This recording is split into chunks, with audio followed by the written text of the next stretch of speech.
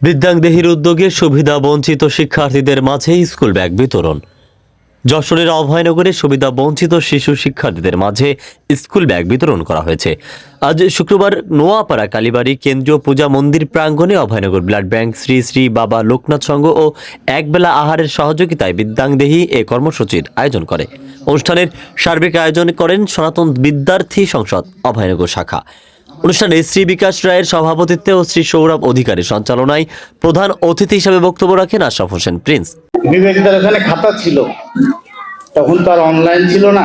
বিবেকদার ওখানে খাতা ছিল, কার বি পজিটিভ কার এ পজিটিভ, তারই হাত ধরে তারই দেখানো পথ অনুসরণ করে ইয়াদ এবং সাকিব সহ আর যারা সৌরভ সকলেই আমরা এক বয়সে এগুলো করেছি 2000 সালে। আপনারা কম বেশি যারা আমাকে চেনেন তারা সকলেই জানেন যে আমি কিন্তু আলাদা কোনো ব্যবসা বাণিজ্য করি না। আমি যতটুকু সময় পাই মানুষের কল্যাণে ব্যয় করার চেষ্টা করি।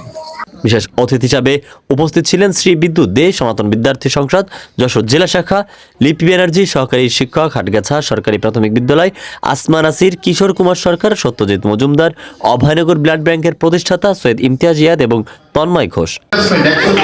আমাদের 2015 সাল থেকে আমরা যখন অভয়নগর ব্লাড ব্যাংক, অভয়নগরে আর কোনো সংগঠন তেমন সক্রিয় ছিল না, তখন আমাদের যাত্রা শুরু হয় অভয়নগর ব্লাড ব্যাংক স্বেচ্ছাসেবী সংগঠন। তখন থেকেই বিকাশ, সৌরভ এদের সাথে আমাদের চলাফেরা। তো এখন হয়তো বা বিকাশ আমরা এভাবে সময় দিতে পারি না সংগঠনে, কিন্তু ঠিক 2001 যুগ আগে বিকাশের যাত্রা শুরু হয়। এখন সে একটা সংগঠনের নেতৃত্ব দিচ্ছে, এটা আমার কাছে গর্বের বিষয়, এটা আমার সফলতা। বক্তারা বলেন, মানুষের সেবা ও সমাজ কল্যাণ লক্ষ্যেই বৃদ্ধাঙ্গদেহী এ ধরনের মানবিক উদ্যোগ গ্রহণ করেছে। সুবিধা বঞ্চিত শিশু শিক্ষার্থীদের শিক্ষার প্রতি আগ্রহ বাড়ানো এবং তাদের পড়াশোনার উৎসাহিত করাতেই এই আয়োজন।